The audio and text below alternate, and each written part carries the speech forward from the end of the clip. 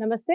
ఎన్నో విషయాలు విశ్వమణి బాబు గారు మనకి వివరిస్తూ ఉన్నారు. అఫర్మేషన్స్ అలాగే మనం ఎలా చేసుకోవాలి, టెక్నిక్స్ ఏంటి, ఈ విషయాలన్నీ కూడా వివరిస్తూ ఉన్నారు. మనందరికీ సుపరిచితులు. ఈరోజు చేసే వీడియో చాలా మందికి ఉపయోగపడే వీడియో, ప్రతి ఒక్కళ్ళు కోరుకునే వీడియో అని అనుకుంటున్నాను. వీడియోని స్కిప్ చేయకుండా చూడండి. నమస్కారం. నమస్తే అండి. విశ్వమణి బాబు గారు, ఒక డౌట్ ఇది. యాక్చువల్‌గా డౌట్ ఇది. కోటీశ్వరులు అంటారు కదా! కోటీశ్వరులు, లక్షాధికారులు, ఇప్పుడు అందరూ లక్షాధికారులే ఇంచుమించుగా. ఎందుకంటే కాస్ట్ ఆఫ్ లివింగ్ పెరిగిపోయింది Yes. కాబట్టి. కోటీశ్వరులు, కాస్త సంపద ఎక్కువగా ఉన్నటువంటి వారందరూ కూడా అసలు ఎలాంటి ఆలోచనలతో ఉంటారు? ఈ సృష్టితో ఎలాంటి అనుసంధానం కలిగి ఉంటారు చెప్పండి? సూపర్ అండి మీరు. ఎంత సూపర్ క్వెషన్ అంటే ఇది ప్రతి మానవుడికి అవసరం. ధనవంతుడు అవ్వాలంటే ఈ ఆలోచన ఉండాల్సిందే. హ్మ్. ఆలోచన ఉన్నప్పుడే వాడు ధనవంతుడు అవుతాడు. కాబట్టి ఇప్పుడు ధనవంతులు లక్షలు, కోట్లు ఉన్నవాళ్ళు ప్రతిరోజు ఆలోచన ఎలా ఉంటుందంటే, వాడు చచ్చినాడు, వీడు చచ్చినాడు, వాడు పొడిచినాడు, వీడు పోయినాడు, వీడి ఫంక్షన్లు ఉన్నాయి. అసలు పట్టించుకోరండి. హ్మ్. అసలు పెద్ద లైకే చేయరు దాన్ని. నెక్స్ట్ ఏంది? ఈ బిజినెస్ ఏంది? నెక్స్ట్ బిజినెస్ ఏంది? ఈ వ్యాపారం ఎలా డెవలప్ చేయాలి? దీని గురించి ఇంకా ఎంతమందికి ఎంప్లాయ్‌మెంట్ ఇవ్వాలి?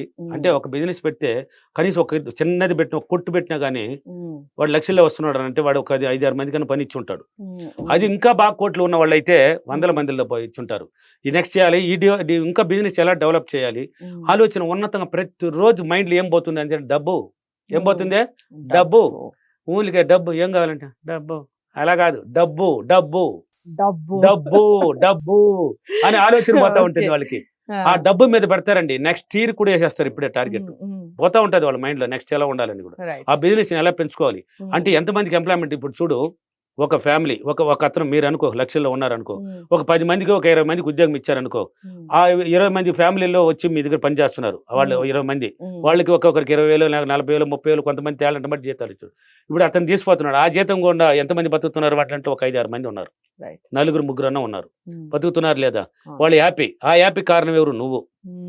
వాడంటాడు, వాడి ఫ్యామిలీ అంటాడు, మా ఓనర్ ఉండేదాకా, మా యజమాని ఉండేదాకా నాకేంరా రైట్. అంటాడా లేదా?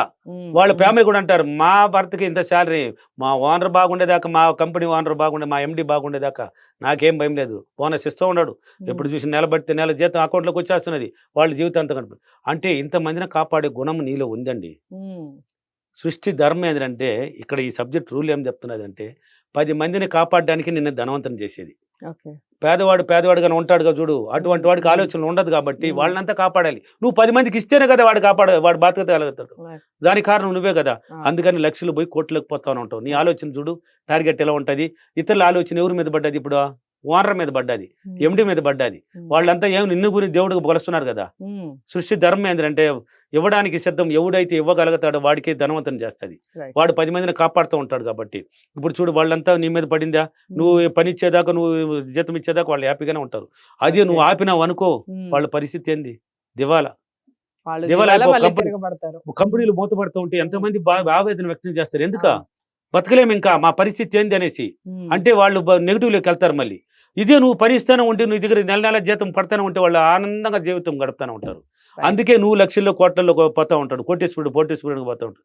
ఆలోచన ఉన్నతంగా వేస్తాడు వాడు. నెక్స్ట్ బర్త్ ఏంది అంటే, ఇప్పుడు ఒక కంపెనీ కొంచెం సక్సెస్ తగ్గిందంటే కూడా దాన్ని ఎలా డెవలప్ చేసుకోవాలని ఆలోచిస్తాడు. బాగా ఉన్నతంగా ఆలోచిస్తాడు. వర్కర్ని ఎలా పెంచాలి, ఇంకా దీన్ని ఎలా డెవలప్ చేయాలని ఆలోచిస్తాడు. ఉన్నతంగా పెడతాడు ఆలోచన. ఆ ఉన్నత ఆలోచన ట్రైనింగ్ ఏమంటే ఉన్నతంగా వాడిని డెవలప్ చేస్తాడు. వాడు లాస్ను గురించి పెద్దగా ఆలోచించడు. పెద్దగా కొంతమంది లాసు సక్సెస్ చూస్తూ ఉంటారు. వాళ్ళు ఎందుకు కారణం అంటే కొంచెం బాగానే పోతూ ఉంటారు. టక్కని ఒక నెగిటివ్ ఆలోచన వల్ల కొంచెం లాస్లో పడతారు వాళ్ళు. ఆ నెగిటివ్ ఆలోచించకూడదు. మనం ఒకే ఆలోచనే, రెండేది ఉండకూడదు, ఒకటే. అదే పాజిటివ్. ఆ పాజిటివ్ను పట్టుకొని పోతూ ఉంటే వాడు అందుకే లక్షల్లో పోయి, కోట్లలో పోయి వాడు ఇంకా ఉంటాడు. చూడు, ప్రకృతి అనుసంధానం ఎలా ఏర్పడిందంటే, ఇప్పుడు ఒక ఎగ్జాంపుల్, ఒక కోటీశ్వరుడు ఉంటాడు. వాడికి మంచి బిజినెస్లు ఉంటుంది. పోతే తోటలు అంటే పొలాలు కొనేస్తాడు. ఎక్కడైనా కొనిపెట్టుంటారు కొంతమంది. ఆడ వృక్షాలు పెంచుతారా లేదా? కాపలాదారు ఉంటాడా? దాన్ని పనిచేసేవాడు ఉంటాడా? వాళ్ళ జీతాలకు పెట్టుండా? ప్రకృతిని ఎంతో ఉత్పత్తి చేస్తున్నాడు అతను. ప్రకృతి అనుసంధానం ఏర్పడిలా, సృష్టిలో ఏర్పడి ఉండలా, పంచభూతాల కలయిక అతనికి తోడ్పడుతుంది లేదా? తోడ్పడుతుంది లేదా? ఇప్పుడు లక్షలు ఉండేవాళ్ళు ఎవరో కొంతమంది ల్యాండ్ దీని వాళ్ళు, ఎక్కువ మంది ల్యాండ్లు తీస్తారండి. చెట్లు పెంచుతారండి. మామిడి తోటలని పెంచుతారు, రకానికి ఒకటి కడతారు, ఎక్కడ చూసినా పెంచుతారు. సృష్టి ధర్మం అండి. సృష్టిని డెవలప్ చేస్తున్నావు, నీకు తోడ్పడడానికి రెడీ అండి అయ్యి. అందువల్ల నువ్వు ధనవంతుడిగా పోతున్నావు. ఆలోచన నువ్వు ఉన్నతంగా పెడుతున్నావు కాబట్టి నువ్వు ధనవంతునిగానే పంపిస్తూనే ఉంటుంది. నీకుండా 10 మంది కాపాడుతూనే ఉంటుంది. అందువల్ల ధనవంతుడు కోటీశ్వరుడు ఆలోచన ఎప్పుడు ఉన్నతంగానే ఉంటాడు, ఉన్నతంగా ఉంటుంది. బలంగా ఆలోచిస్తూ ఉంటాడు. ఇప్పుడు ఒక 6 నెలలు ఇప్పుడు జరగబోతుంది. ఇప్పుడు మే కదా, జూన్ వచ్చేసింది అనుకో. జూన్ వచ్చేసిందంటే ఒక 2-3 నెలలు పోతున్న వాటిని నెక్స్ట్ ఇయర్కి కూడా టార్గెట్ వేస్తారు. నెక్స్ట్ డెవలప్ ఎలా ఉండాలి, నెక్స్ట్ ఇయర్లో Right. ఎట్లా పెంచాలి, ఇంకా ఎంతమంది ఎంప్లాయ్మెంట్ని పెంచాలి, Mm. ఏం బిజినెస్ చేయాలి, ఇంకొక బిజినెస్ ఏదైనా పెడదామా, ఇదే చాలా, లేదు ఇంకా పెట్టాలి, చాలు అనేది ఉండదు వాళ్ళది.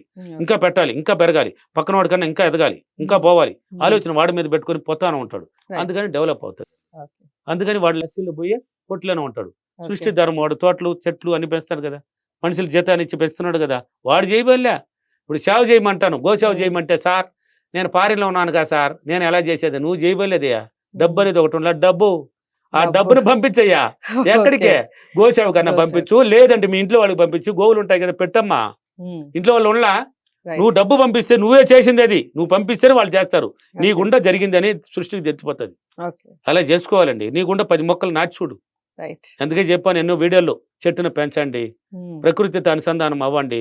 వీలైతే నీ ఇంటి పక్కన, నీ ఇంటి ఆవరణలో అయినా, లేదంటే రోడ్డు పక్కన ఒక్క చెట్టు అయినా, ఒక్క మొక్కన కనీసం నువ్వు పుట్టిన దానికి ఒక్క మొక్కను నాటి దాన్ని పెంచేసిపో. చెట్టు తరతరాలకు ఉంటుంది. ఒక మర్రి చెట్టు అంటే 100 సంవత్సరాలు.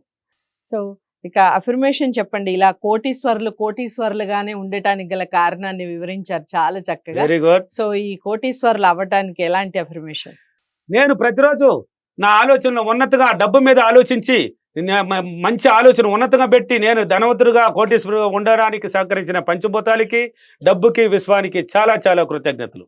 సో పంచభూతాలతో సహా వేడుకోవడం చాలా అంటే చాలా విచిత్రంగా అనిపిస్తుంది, ఇంట్రెస్టింగ్ గా అనిపిస్తుంది కదా. సో కోటీశ్వర్లు కావాలి అనుకునే వాళ్ళందరికీ కూడా ఈ వీడియో తప్పకుండా నచ్చుతుంది అనుకుంటున్నాను. నచ్చితే తప్పకుండా లైక్ చేసి షేర్ చేయండి, ఛానల్ని సబ్స్క్రైబ్ చేసుకోండి. ఇక విశ్వమణి బాబు గారిని మీరు కలవాలి అనుకుంటే స్క్రీన్ మీద కనపడే నెంబర్కి కాల్ చేయండి. తదుపరి వీడియోతో మళ్ళీ కలుస్తాను. అంతవరకు సెలవు, నమస్తే.